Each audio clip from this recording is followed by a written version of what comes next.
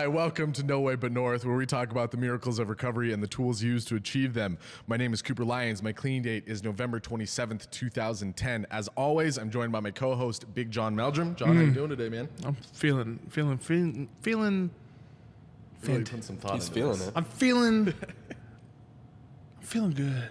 All right, I'm feeling strong. I thought you were gonna say fantastic, but I mean, I am feeling fantastic, but like I'm feeling like I'm too big for this chair. So it's taking it down a notch. Yeah. All right. I feel like in the old school movies, like when you sit down at the desk and then you stand up and the desk is still attached to your ass. That's what's going to happen when I try to stand up. This chair is. Can I give you a quick tip? Your glasses are fogging up in the corner a little bit. I mean, that's what happens when you're this hot. Oh my God! All right, we're also joined by Evan Beals. Evan is a Seattle and Boise transplant, 6 years in recovery, coming up on 7. He is our admissions supervisor for Northpoint Recovery. He's a close friend of mine, and honestly, somebody I actually kind of consider my friendly rival in life. I feel like we push each other in a lot of different ways, Rival, and I really appreciate. He's got all the advantages I wish I had. Relationship, when I was a kid. and then. He does not have that shirt though. No, he doesn't. But So he's winning. I didn't say I was winning.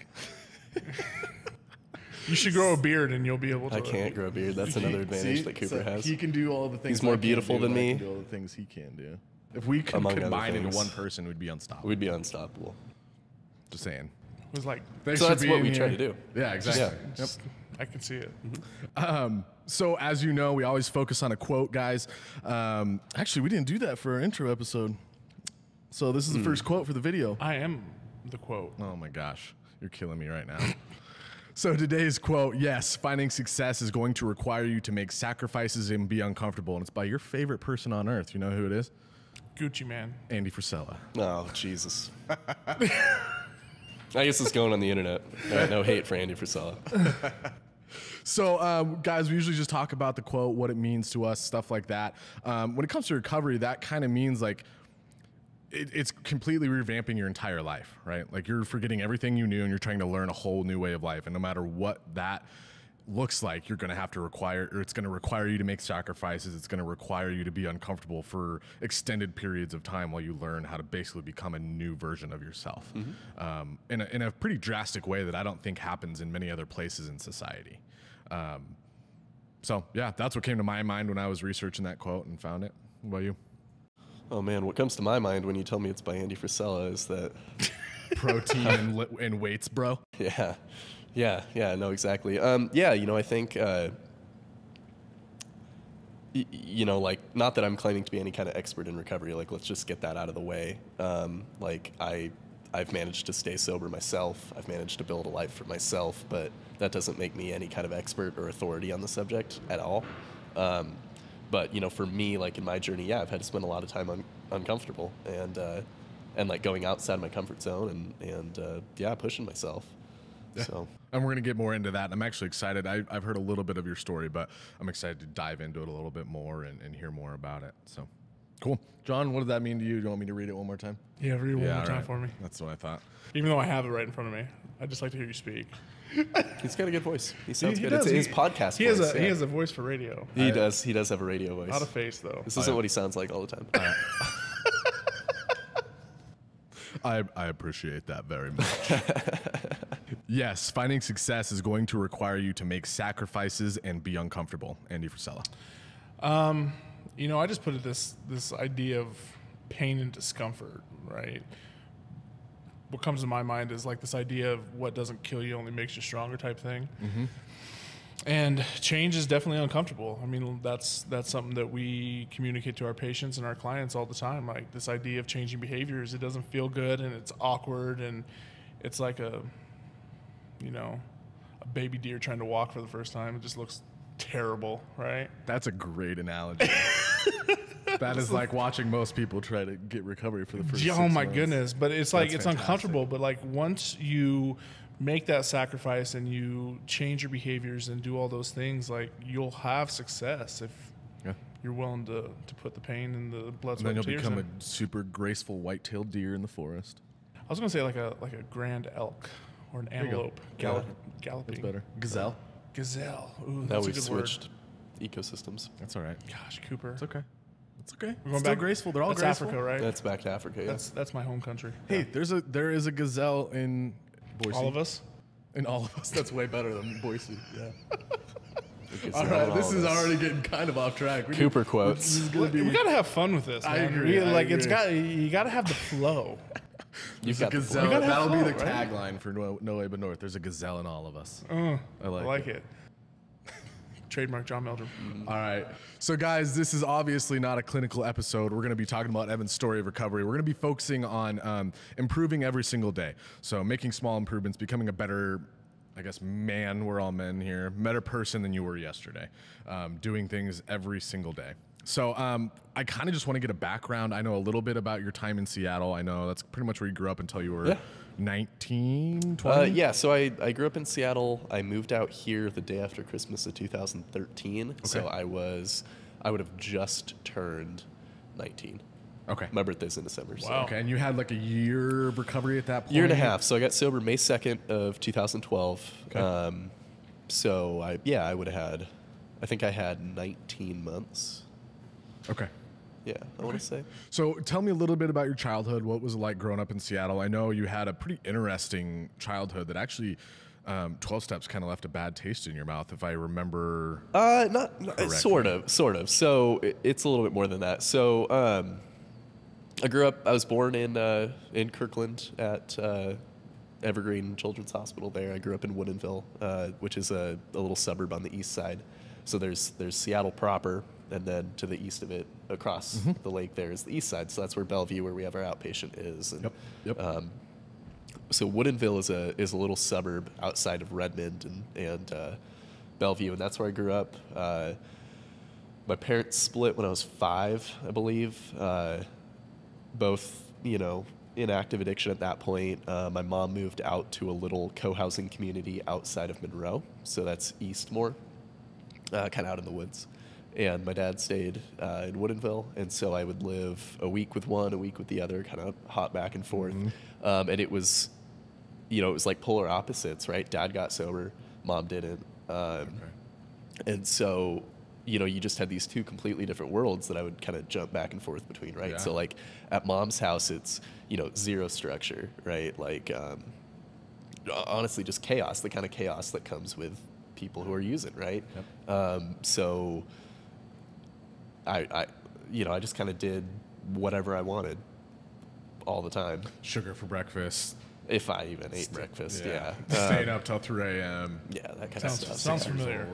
But also like, but that sounds really cool, but like it wasn't pleasant at all, right? Like, because at this point I'm like 7, 8, 9, 10, and looking back on it from a really early age, I learned that like adults aren't always going to like step in and like guide me or protect me, right, as like a young kid. So that's my mom's house, right? Just chaos, right? Yep. And then I'd every week I'd go over to my dad's house, and my dad was the polar opposite, right? Like this guy's sober. He's like the epitome of stability, right? And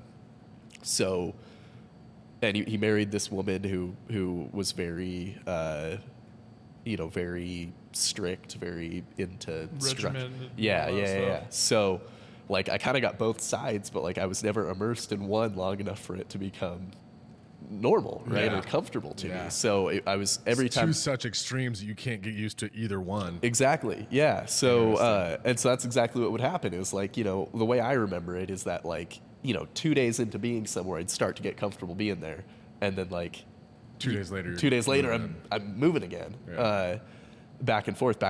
And so for how long did you go do that back and forth? So I did that from when they split when I was 5 till when I was 12. Then I moved in full time with my dad. So, but during this time, like what's important kind of going forward is or like, when I ended up getting into substances, is that I developed a like distinct, I guess, alienation from other people. Like I couldn't relate to people.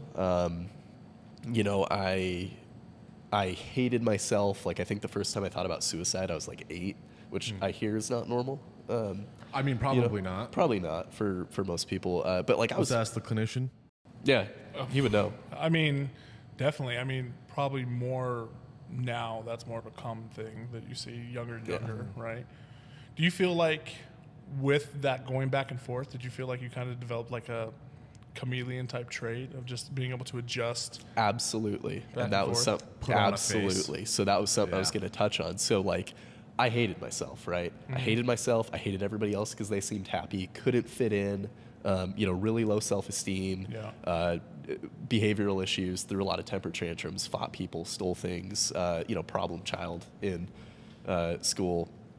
But like one thing that I did learn how to do, and this ended up really hurting me later on, but I learned how to just put on a mask when I needed to and kind of fit in, Right, and then you create a bunch of connections that are like the most superficial things that you can possibly create. Yeah, right? and so and that it just makes you feel even more alone. That was my experience. Totally. No, totally. And so that kind of came a little later. So at this point, I'm very unhappy, right? Don't know what's wrong with me. There's a quote from a 12-step program that I'm going to take. But I heard it in a speaker meeting one time, somebody talking about like feeling like they hadn't been given the guidebook to life or like the handbook to life, but like everyone else had. Like I 100% relate to that because like when I was like 10, 11, 12, I felt like you all had some kind of manual, for how to live. Totally. And like no one told me. You know what I mean? Like you guys just somehow understood how to function as people and I did not. And so when I'm 12 years old, summer after, what would it have been? Summer after 6th grade, I think. My mom killed herself. Okay. Committed suicide. And had you still had a relationship with her at this point? yeah, I mean, like I lived with her. So at 12. Yeah, Okay. week on, week off. You moved in with her. Okay. I had a few months prior to this, I had stolen her are we talking about specific substances or Whatever you want. Anything. okay? If it's part of your story, you can share it. I wasn't sure. No, you're good. Yeah, so I stole some of her drugs and I stole her alcohol, and we're gonna get to her killing herself and kind of why that ends up mattering. But so like I get drunk for the first time, right? And I get loaded for the first time, and like all of a sudden, everything that was wrong with me, like everything that I was missing, was just like fixed. Yeah. You know what I mean? Like I was set. You found the cure. Found the cure, right? I remember the first time I got drunk, and I remember thinking, like consciously, I was like, man, like if I can just feel like this forever, I'm gonna be great. You know what I mean? Comfortable in your own skin. You Totally. can relate to other people. Yeah. Well, and like just the euphoria and the and just the way it made me feel, like I felt like I'd found that guidebook. You know what I mean? Like now I could be who I felt like I was supposed to be. Yeah. Like I honestly think drugs and alcohol probably saved my life when I was 12 years old, because I don't know what I would have done if I hadn't figured that out. Interesting. That's an interesting take. Yeah. Yeah. So they had this wonderful, profound effect on me, like this deep down sense of just ease and comfort, like everything's going to be okay. And, obviously I wanted more of that. And so then, fast forward a few months, mom kills herself, move in full time with dad. And, it's worth noting that like I had a rocky at best relationship with his new wife. Which is understandable, right? Yeah. I mean, I think like she did the best she could. Yeah. And both of them, all of them totally. did. I think all of my parents did everything that they knew how to do. And so I wasn't exactly like easy to raise. You know what I mean? Well, that's what I was saying. Yeah, a strict parent and a kid that's dealing with all the stuff that you were dealing with, going back and forth. That's not going to be an easy relationship to smooth. Smooth out. Yeah, who knows? But I'm not a parent, so I'm not going to pretend to know Fair enough. what Good they point. should or shouldn't have done. I think they did the best they could. Yeah. But so I move in with my dad. I go to start going to junior high, and like that sense of ease and comfort that I got from drugs and alcohol, like I just dove headfirst into that, like as much as I could. I wanted to feel that way all the time, so I did my best to make that happen. And at the same time, like Jonathan mentioned, like at this point, this is when like I started to pick up on like more like social cues. I started to get a little bit better with people, and like really what it was is like I learned how to mimic things, because like I didn't have that like inner sense of how to behave or like how to interact with people or whatever. This makes me sound like I'm fucking nuts. I'm not, but like I'm hearing. But I mean, like, No, that's it though. I mean, that's That's the reality. No, totally, I absolutely. think for most addicts and alcoholics. well, and Right. just- I I ended wouldn't up even say learning most this later. addicts and alcoholics. I would just say overall, like that's a big thing for any adolescent that's going through any type of traumatic event, right? Especially like divorce, separation, suicide. You know, we're going through all these things. Like, it's hard to find your niche within life, and so it's like this idea.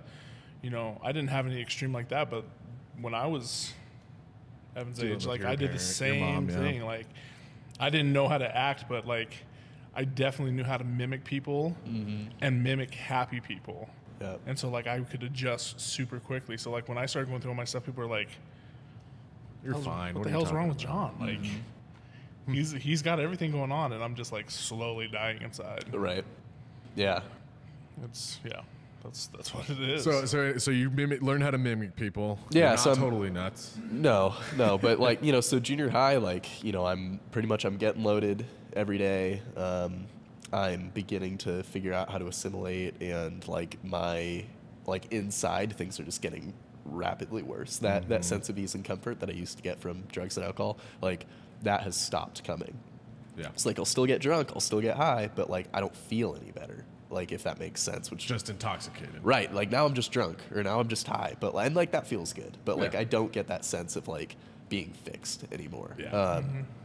So, you know, dive headfirst into that. Obviously, consequences come. By the time I'm in high school, my relationship with my parents has pretty much deteriorated completely.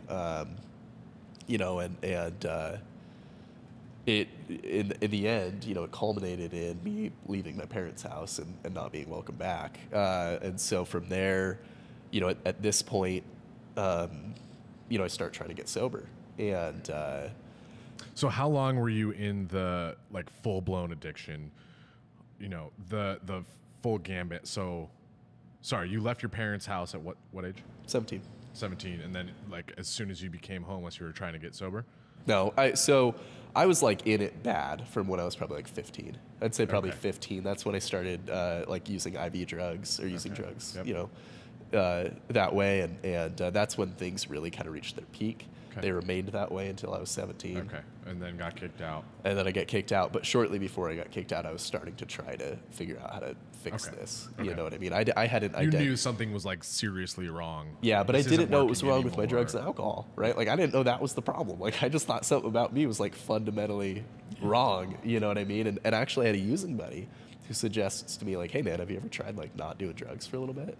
And you're like, no. I'm like, that's insane. Why would I do that? Right there. Yeah, that's not going to help. But like that stuck in my head, him saying that. And so, and he didn't mean like permanently, you know, and I didn't understand it to be permanently. He just meant like take a little break, I think. Yeah. And tolerance. Yeah, totally a tolerance break. Just take a hiatus. Yeah. So I started trying to do that, and it didn't work. You know, I would find that things that are described, you know, in recovery programs, but I found that, you know, if I don't use, I develop like this overwhelming mental obsession with drinking again or using again. I will delude myself into thinking that it's going to be okay and it's going to be different this time. I will rationalize my way out of anything. It doesn't matter what consequences I'm facing, you know, like at this point in my life, you know, if I was 17, like I'm facing, you know, I don't have a high school diploma. I've all but dropped out, you know, I've failed so many classes. There's no way I'm going to get it together. I live in Seattle, a highly competitive environment where like you basically need a master's to exist. Make a living. You know, my parents have pretty much given up on me. I've burnt all my relationships with my, you know, you can call them my friends. Like my girlfriend's family doesn't feel comfortable with me being in their house. Like every possible thing I could do to like ruin my chances at a future, I'm doing. Yeah. And like, did you have any legal consequences? No. Lucked out on that one. Yeah, lucked out. Knew the right people, basically. Yeah. Yeah, I'm not going to get into it on here, but don't need to. I did some volunteering with some people, and but you know, like all these consequences in the world are stacking up, and like I know in my head, like if I just don't do drugs, like at least some of this stuff is gonna like calm down, you know, at least stop progressing. Right, and I can like figure out how to begin to piece this back together, and even knowing that in my head, like if I get high one more time, like my whole life is just gonna catch fire and burn down. Like I'd still get high, it didn't matter. Like my brain would find a way to convince me that like it's gonna be okay. Yeah.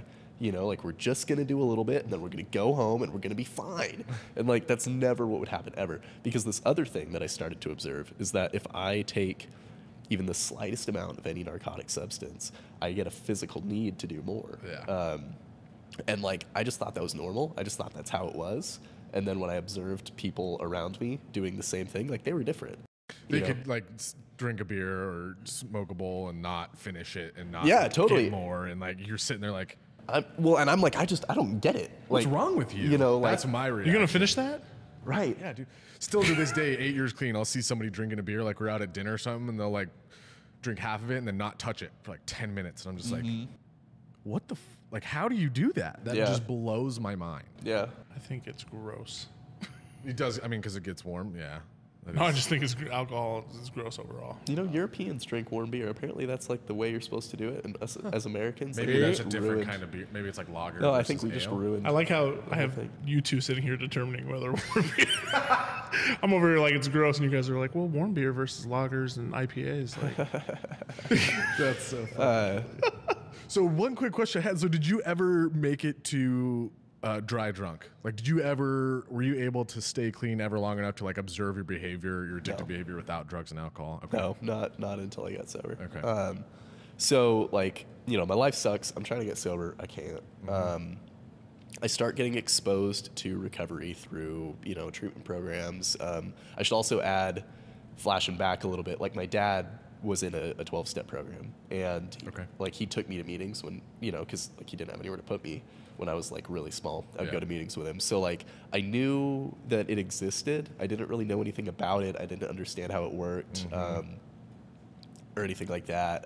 But like I knew that the programs existed, and I remembered like my dad, and I don't think he ever like told me or anything, but like somehow I had been like given the idea of like what alcoholism or addiction was. So even when you were going through all that stuff, he never brought up like, maybe you should go to a 12-step program. No, he stopped going.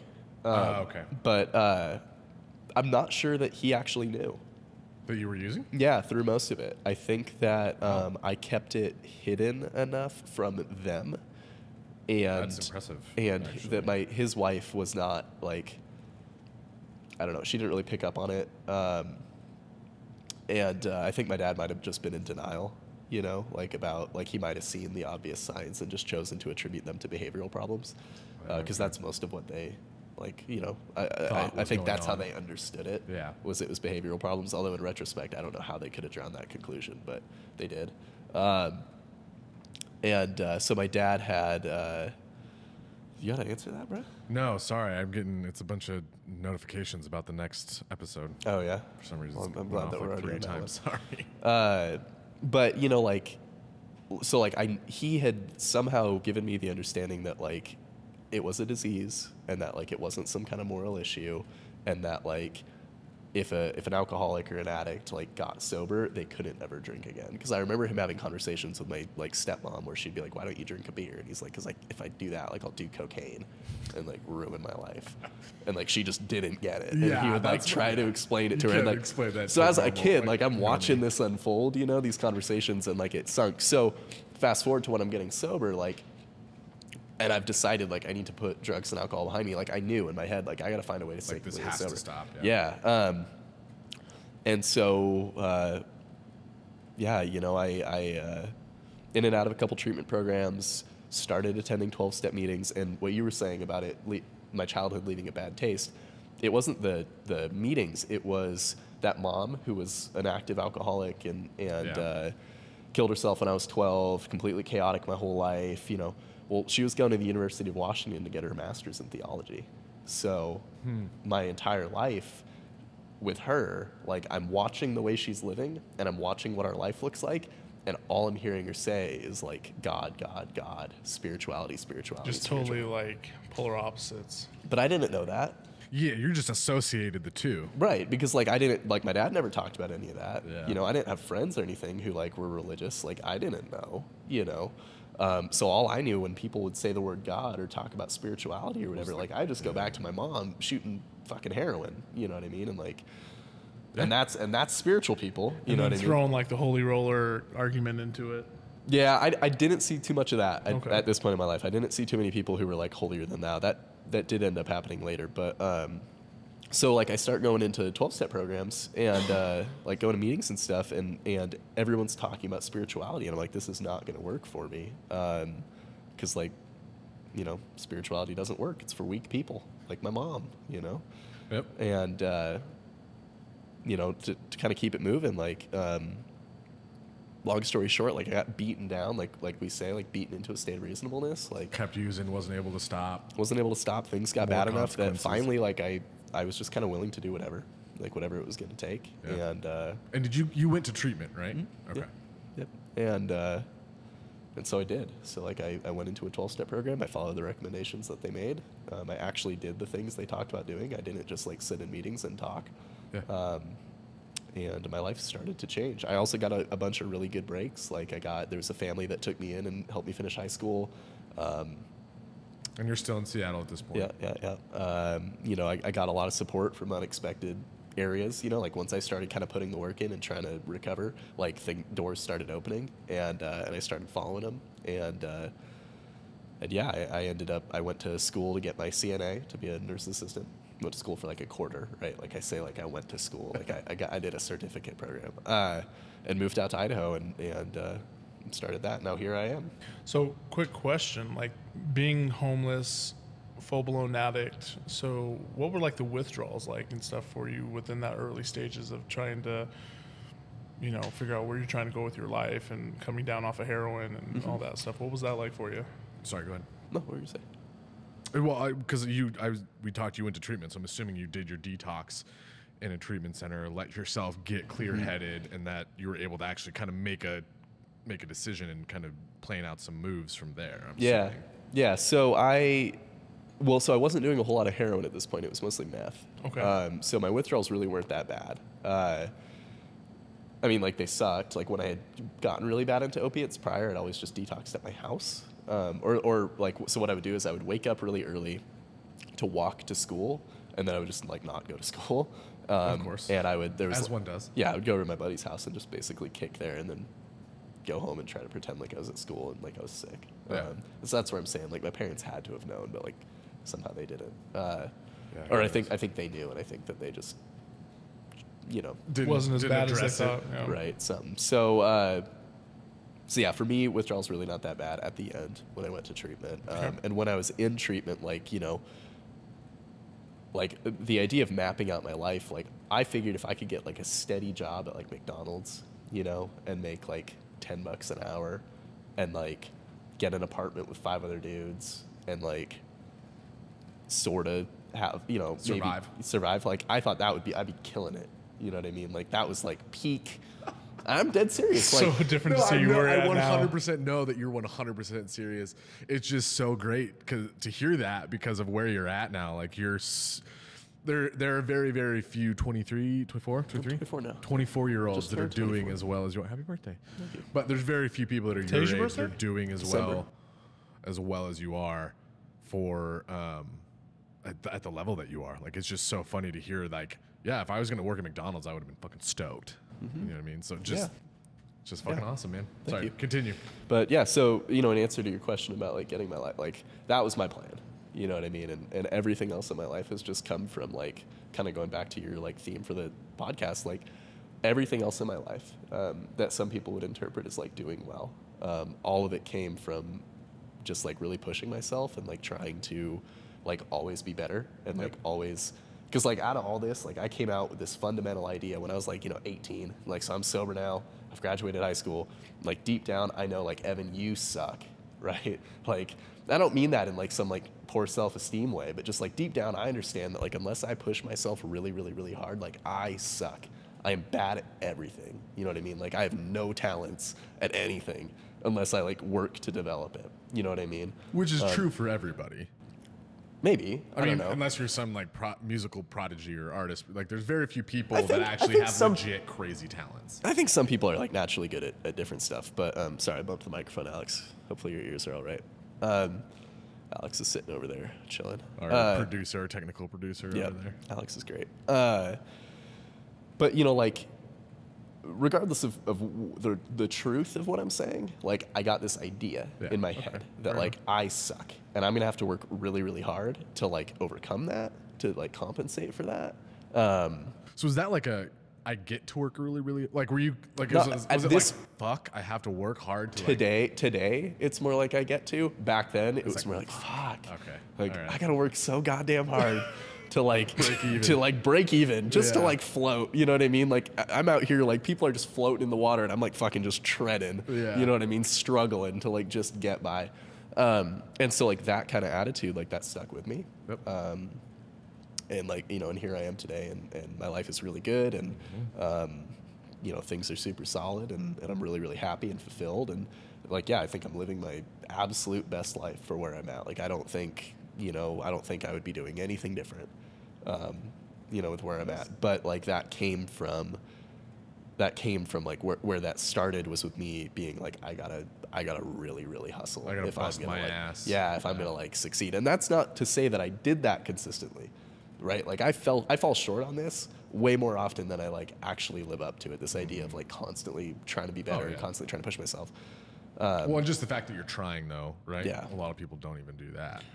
What's one of your biggest struggles that you face now, like having this time removed from substances, and you know, having your life together, and you know, being successful within your career and things like that? What's one thing you still struggle with your own sobriety? Well, I don't.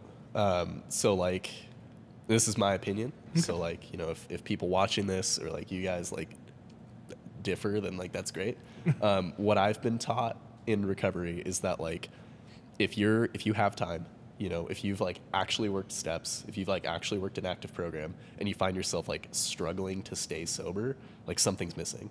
Because like, I don't know, my experience was that like I went through this and like the desire to drink and use, like that got removed, and like as long as I stay you know, doing my maintenance work, Daily and, like, improvement. like working on myself constantly, like I don't want to drink, I don't want to use, you know what I mean? Like, it's not an issue. The issue I would say is like keeping that forward movement. You know, It's like, really easy to get complacent when things are good. totally. That's one thing I struggle with a lot. Yeah, in regards to sobriety, yeah, like it's absolutely like I don't like going to meetings. You know what I mean? Like, meetings suck.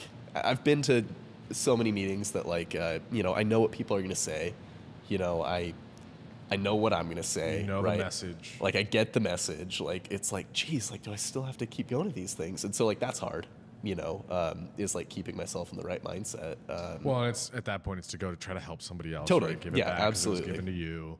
Blah blah blah blah. Right. That's the whole point. Is like it's going there to help other people, and like it's easy to forget that. You know. And feel like, oh well, like I'm set. You Well, know, we're I don't selfish, right? It's like, Totally. I don't want to go and sit here for an hour when I could be playing Xbox or reading a book or watching. Yeah. You know, No, whatever. totally, dude. I got better things to do. Yeah. But you know, and like saying that, like I still go. You know, like I still have to do that stuff. So like, what's the hardest part today? It's like actually continuing to do the work, even when like I feel like I don't have to. Yeah, absolutely. Because I found, like you talked about dry drunk earlier, like I've absolutely been a dry drunk in recovery. Like Yeah. there have been times where I've been like, I'm set. I don't need this. You know, I'm gonna go do my own thing. And like, behavior just rears behavior its ugly immediately head. reverts back to what it was. Like my life spirals out of control. And this time I don't have anything to blame it on other than like me. You know, like I just suck. You know, and like I'm tearing my life apart without drugs or alcohol. So it's easier today to just do the work. And Okay, and then so one thing I wanted to ask your opinion of 12 steps in Seattle versus Boise. Any big difference? Same thing, pretty much. I mean, Obviously, Seattle's much larger than Boise, so there's going to be a Yeah. lot more people, maybe some crazier people, a lot more intense yeah, it's stuff that goes on. It's pretty much the same thing. I think like it's bigger, you know, so like there's going to be meetings that run a wide range. So like my home group in Everett was like vastly different than my home group in Woodinville, because like I lived in Everett for a little while and then I moved back to Woodinville. You know, so you can kind of it's easier to find like a really specific niche if you feel you need one. Yeah. Also, like, yeah, like the kind of the climate out there when it comes to addiction is a little bit more intense. So like, I don't know, I remember people dying a lot more like from their disease. Yeah. So like in Boise, like no one ever dies. Like nothing really, like I'm not saying bad things don't happen, but like the scale is very different out here. Like back there, they'd be like, you know, you need to work steps or you're gonna die. And then like someone would die and they'd be like, see, like told you. Like it was just a lot more in your face kind of. Yeah, well, a lot more people, right? It's gonna happen more. Yeah, totally. And then the other thing that I remember in Seattle was that like it was a lot more focused on step work and program, whereas like out here, what I've seen is like it's a lot more focused on fellowship and hanging out. Interesting. Which like I'm not a huge fan of, but it works for a lot of people. So I think it's just a lot of times it's easier to transition into the step work for some people when it's fellowship. Yeah, sure. I think just different people are different and they need different things. I got sober in right where I needed to be, which was like a group full of people that talked about working steps all the time and like didn't really care as much about fellowship. Like I don't think I ever went out to dinner with my home group. You know what I mean? Yeah. But like they absolutely made sure I had a sponsor and they absolutely make sure I was like doing the work, you know? So that's what I needed. Other people need different things. Yeah, I was just really curious about because we've never actually chatted about that. So, when did you find your stride in recovery?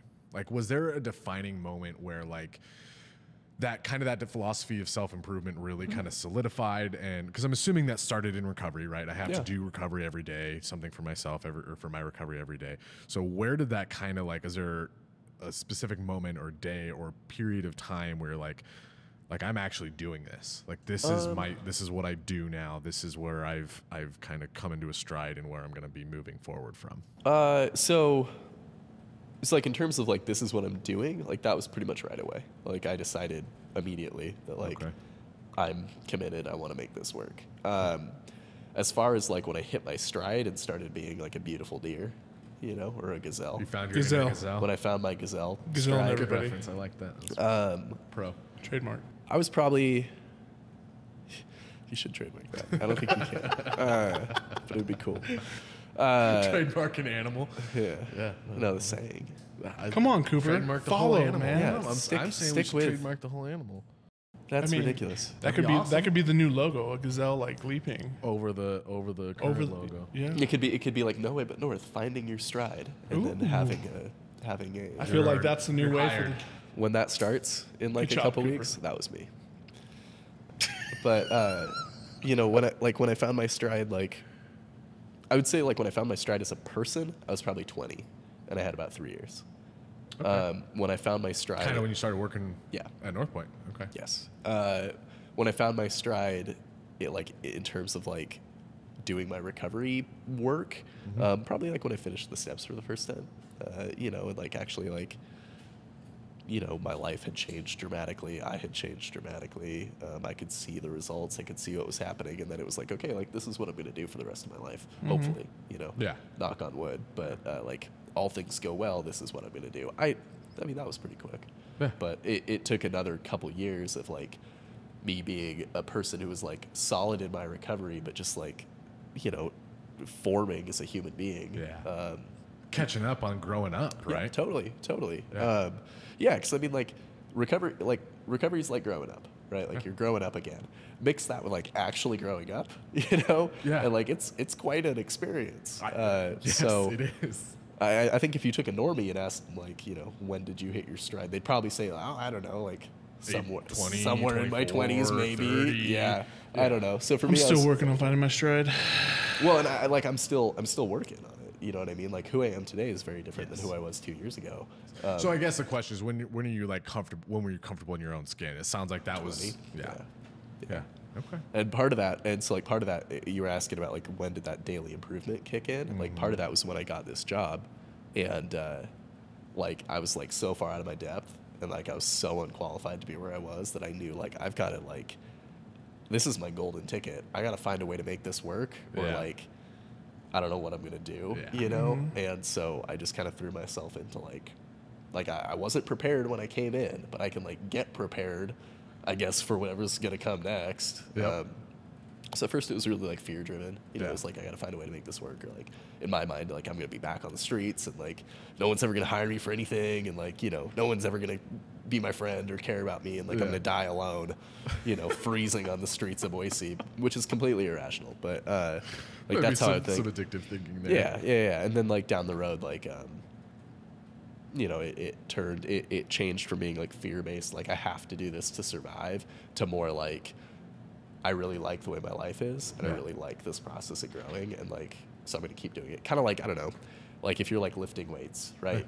Which like clearly I don't do, but get like, those gains, bro. Yeah, no, I climb, my back's real strong. But like Cooper, right? Like beautiful Cooper here. Like, if at first you're starting to lift because you're like, I'm out of weight and I'm out of shape, or I'm overweight or whatever, right? Like you've got some kind of crisis and you're like, I'm going to start getting in shape to like defeat this crisis. You know what I mean?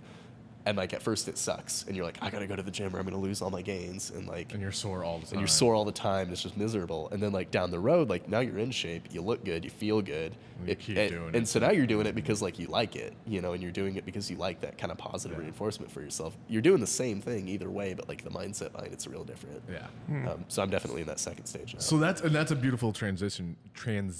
So I want to finish on this note was, what do you do now to keep that philosophy applied to your life? So I know it started in your recovery, right? Doing something every day for your recovery. And now you put yourself to where you're doing really well for yourself just as a general human being, right? Good job, home, all that stuff.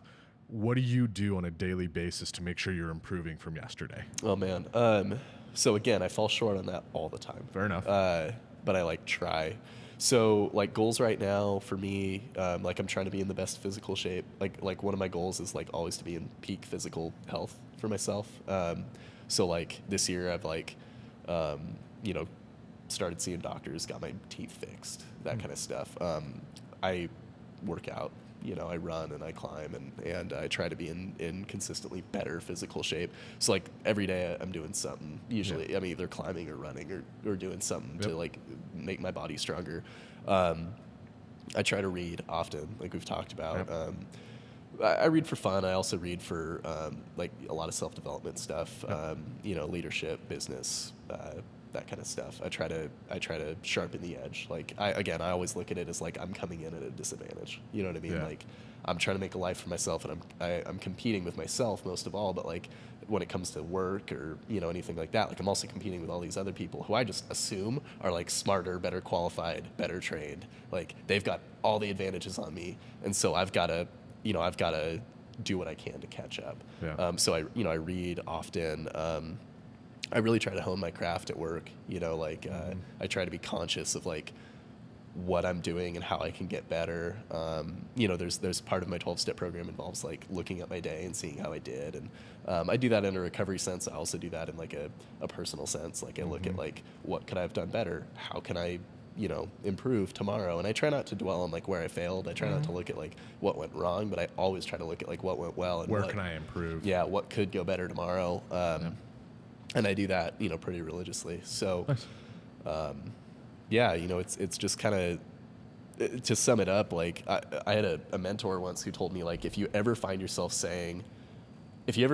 like defending something that you've done or something that you've said or a way that you are, and the words that you say are, well, that's just the way I am, like you've lost, like you've missed it. You know what I mean? Like what? If there's not a reason behind it. Well, just like if you accept that, like if you accept that, like you behaved a certain way, or you did a certain thing, or you said a certain thing, just because that's the way you are, then like, cool, have fun not growing. You know what I mean? And so for me, like I just never try to justify any of that. Like if I've failed, or if I've done something wrong, or if I've said something, or if I've behaved in a certain way that's not the way I should have, like I've got to look at that and be like, well, how can I do that better?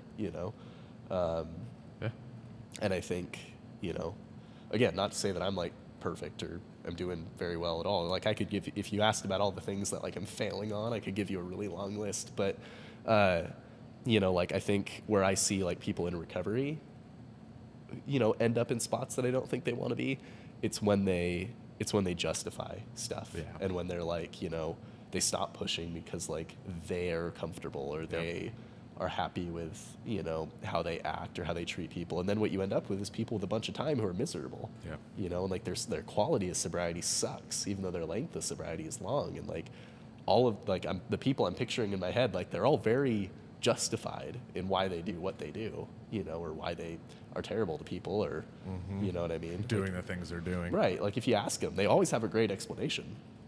And I think that's what... And you're like, yeah, that makes sense. And you're like, okay, yeah, like that makes sense. I get it. Yeah, I get it. All right, Evan. Well, listen, we're really happy that you were able to come down and sit with us on a Sunday. Anything you want to leave the viewers with? Other than, go to meetings, get a sponsor. Go to meetings, get a sponsor, work steps. Have some goals for yourself every day. Have some goals for yourself. And, if you're in recovery, sorry, Mike. If you're in recovery and you're, early on and things suck, that's normal. And, if things, I can tell you this, if my life stayed the way it was when I had 1 year, 2 years, 3 years sober, if it stayed that way today, I wouldn't be doing this. It got better and it stayed a lot better. And there have been times where it's gotten worse and they always end. But if you're looking at your life and you're I'm a year sober and I don't know if this is for me, this kind of sucks. When I had a year sober, it sucked. Who I was sucked. The way my life was sucked. That changes. So stick with it. And if you're really comfortable and complacent and just chilling, and you want more out of life, maybe push, there's nothing stopping you from evolving into a different person and being someone completely different. To kind of wrap it up, when I got sober, when I was 17, kind of going back to a conversation we sort of had right before we filmed this, I talked like I was black. I wore baggy white t-shirts and shitty clothes and had this just punk, I hate everyone. I just want to fight, I was just angry. If you scroll Evan's Facebook, that he never uses, but it's his first profile picture. It's the best picture of Evan. Oh yeah. I need to see this. I think I'm standing in a homeless shelter. I don't know. There's with all my boys. It's just exactly what you described. Yeah. It's pretty much just. I need to see this now. Yeah, great. And in the years after that, I was just cemented in this idea that I was this rough fucking poor shitty person, who not that those things make someone shitty, but just for me, I got this visual of Eminem on 8 Mile. Totally fucking that's pretty good. I was a poor trailer trash Eminem motherfucker. 8 Mile. Yeah, with black hair. I love it. And not as good looking. And who I am today is a lot different than that. Yeah. And so evolution's always possible. You just gotta push for it. I love it. John, anything you want to say? No, Evan's the dude. He's my dude. That's what I like to hear. All right, man. Thanks again. Once again, this is No Way But North, where we talk about the miracles of recovery and the tools used to achieve them. If you got any value out of this episode, please give us a review. Tell one friend about us that you think would get value also. Thanks for joining us. Have a good one. Deuces. If you or a loved one are struggling with addiction, call 1-877-648-3125. The views and opinions expressed in No Way But North do not reflect those of Northpoint Recovery or any other institution or organization.